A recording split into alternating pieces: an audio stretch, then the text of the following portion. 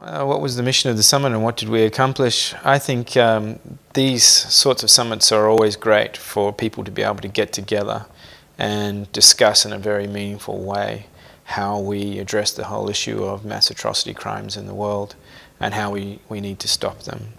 So I think it brought together people from different places and it brought together experts, and I think more brains good in terms of addressing some of these questions. The responsibility to protect has taken a beating lately. What is the message you are sending out to the international community?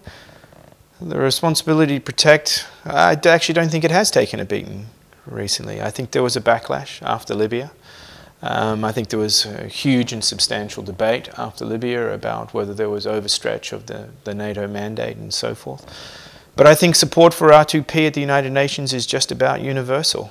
And I think that's represented in a whole range of different ways, not least of all in the strong support that's shown each year in the interactive debate. I think now what we have at the United Nations is a situation where people discuss and debate the implementation of R2P in specific circumstances. But I think we've won the battle of ideas in terms of the idea that, yes, the international community does have a responsibility to react when people are facing the worst possible crimes, the crimes of genocide, crimes against humanity, war crimes, ethnic cleansing, somewhere in the world, that should be done in particular ways. First of all, through the sovereign state involved and supporting that state and addressing its responsibility, but if needs be, of course, through the international community joining together to take coercive measures if regrettably necessary to make that happen. How can member states support the United Nations in the R2P mission? How can UN member states support R2P? Sorry, can you say that again? I didn't quite catch it. How can member states support the United Nations in the R2P mission? Well, I think there's a number of ways that UN member states can support R2P in the member state missions. I think one of the most obvious ways is through, there's a very excellent initiative called the Focal Points Initiative, where member states are joining together to build better preventive structures within their national governments, but also across regions and internationally. Slovenia, the government of Slovenia, the host of this wonderful conference, has just appointed a focal point. And I think those kinds of preventive measures are very, very important. We should never get to the point where we actually need coercive measures against a state or God forbid, military intervention against the state. If we build better preventive structures for early warning, then hopefully we can avoid that ever happening. The United Nations says its hands are tied because of the lack of political will among key members of the UN Security Council. What is your reaction? In terms of the issue of whether there's political will in the UN Security Council with regards to Syria, I think there's political will at the United Nations on the issue of Syria. If you look at the resolutions in the General Assembly, it's been clear in a number of cases that an overwhelming majority, more than 140 states, have voted for various resolutions condemning the crimes against humanity which continue to occur in Syria and calling for a united response. What we have in the Security Council, and let's be perfectly honest about it, is not a number of states, is 2 states who have voted against various attempts by that Security Council to hold the Assad regime accountable for its crimes against humanity. I think that, while we have the United Nations that we do with the veto structure that we have, that's something that we're going to have to live with. But I don't think that means the international community can't do anything. There are still many, many things the international community can do if it has political will. So, for example, I think something that's very, very important, which needs to be done, is that right now the international community can fund an increased number of human rights observers on the Syrian border in order to collect evidence with an eye towards future prosecution of all perpetrators, whether they be from the government or whether they be from allied militias or whether they be from rebel forces as well who commit crimes against humanity and war crimes in Syria. Please describe your understanding of the responsibility to protect and what it means as far as nations, their obligations, and what good is R2P without a law tied to enforce it. It's a long, complicated question. Let's just assume I repeated it. Say it again. What's the... Your understanding of the RTP, responsibility to protect, and what it means as far as nations, their obligations, and what good is RTP without a law to enforce it? So it's actually 3 questions. So I'll start with thankfully this is an edited video. I'll start with the first part of it.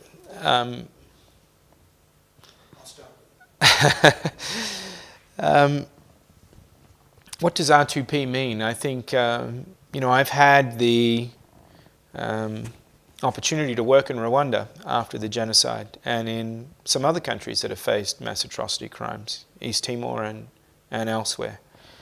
And I think the responsibility to protect was a solemn promise by the international community in 2005 that the world would never again stand by in a Rwanda situation, in a situation like Srebrenica in Bosnia, and do nothing when it knew everything about what was happening.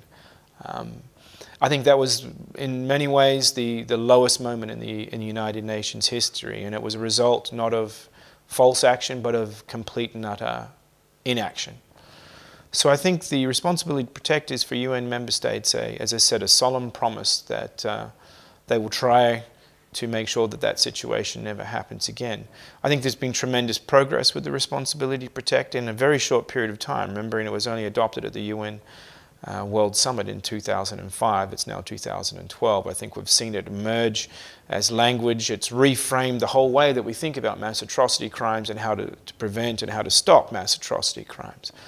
But it hasn't been successful in all cases, particularly in those very contentious cases where it's not a matter of prevention or even of helping a state to deal with the situation, but where a state is clearly unwilling and unable to stop the crimes against humanity that is happening in its country. So I think the responsibility to protect has helped frame our responses, and that is a huge shift from the situation of the 1990s.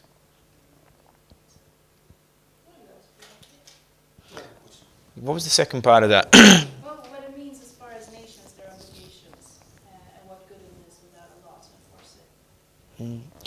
enforce it. In terms of what good R2P is without a law to enforce it, I don't think the world has a lack of laws around mass atrocity crimes or genocide. We've had a genocide convention since 1948, but that genocide convention proved almost useless when genocide took place in the heart of Africa and right here in the heart of Europe as well, not far from where we're sitting right now. What was missing was political will.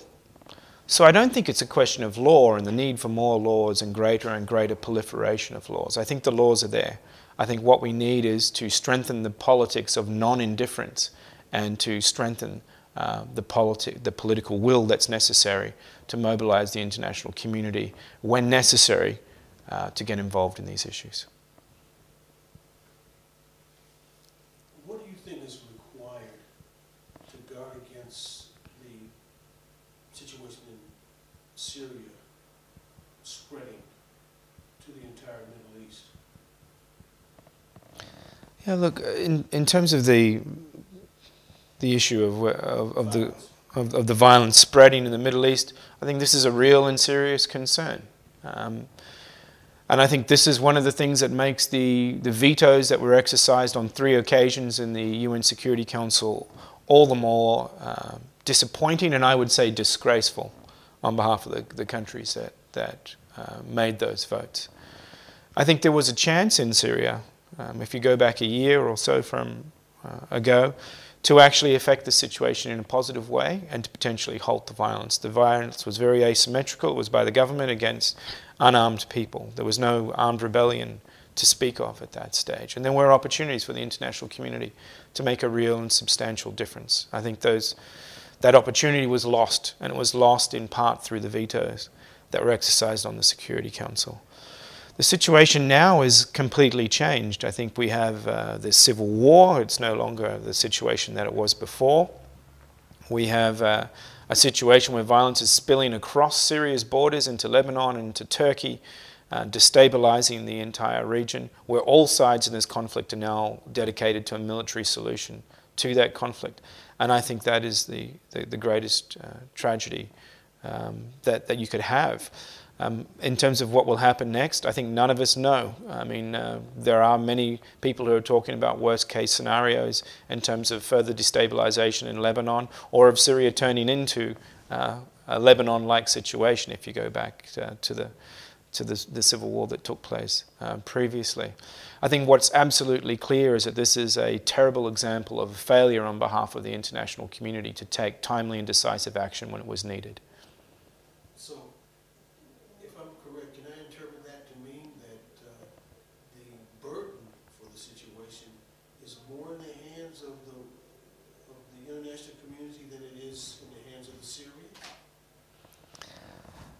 No, I think the Syrians have to sort their own problems out, but of course the international community has to play an important role in assisting the Syrian people and assisting people in the region in terms of finding a solution to the situation there. And I think the longer term scheme of things, there has to be accountability for crimes that have taken place, regardless of who the perpetrators are.